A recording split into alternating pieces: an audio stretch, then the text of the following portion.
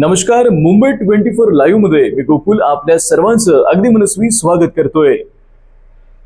संतोष देशमुख हत्येचा निषेध, पुण्यात आक्रोश मोर्चा।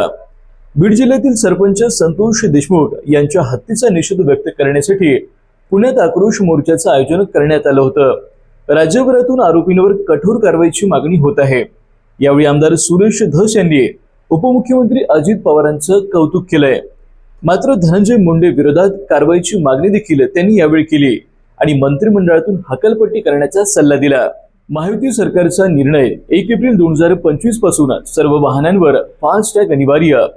राज्यात 1 एप्रिल 2025 पासून सर्व वाहनांवर फास्टॅग बंधनकारक करण्याचा निर्णय महायुती सरकारने घेतलाय।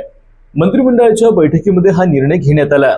या निर्णयामुळे टोल नाक्यांवरील वाहतूक कोंडी कमी होण्याची शक्यता निर्माण झाली आहे। मात्र वाहनधारकांची प्रतिक्रिया आणि या निर्णयांचे प्रत्यक्ष परिणाम काय होते हे पाहणे महत्त्वाचे ठरणार आहे। भोंदूबाबांचा गंडा, 36 लाखांच्या फसवणुकीचा प्रकार उघडकीस। हवेतून पैशांचा पाऊस पाडून 36 कोटी रुपये देतो अशी बतावणी करत भोंदूबाबांनी 5 जणांना तब्बल 36 लाख रुपयांचा गंडा घातलाय। मसवड पोलीस ठाण्यात या प्रकरणी तक्रार दाखल झाली असून दोघांविरोधात गुन्हा दाखल करण्यात आलाय, अशी माहिती सहाय्यक पोलीस निरीक्षक सखाराम बिराजदार यांनी दिली आहे।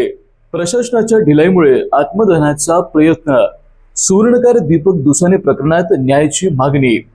नाशिकमध्ये सुवर्णकार दीपक दुसाने प्रकरणातील न्याय न मिळाल्यानं संतप्त सुवर्णकार ओबीसी समितीचे अध्यक्ष गजू घोडके यांनी जिल्हाधिकारी कार्यालयासमोर आत्मदहनाचा प्रयत्न केलाय। पोलिसांनी वेळीच हस्तक्षेप करत त्यांना थांबवले। खंडन यांनी छळाचे आरोप आहेत, मात्र 2 वर्षांनंतरही कारवाई झालीच नाही। आंदोलकांनी दुसाने यांना न्याय मिळावा अशा घोषणा दिल्या। प्रशासनावर त्यांनी रोष व्यक्त केलाय। या घटनेनं नाशिकमध्ये तणावाचे वातावरण निर्माण झाले आहे।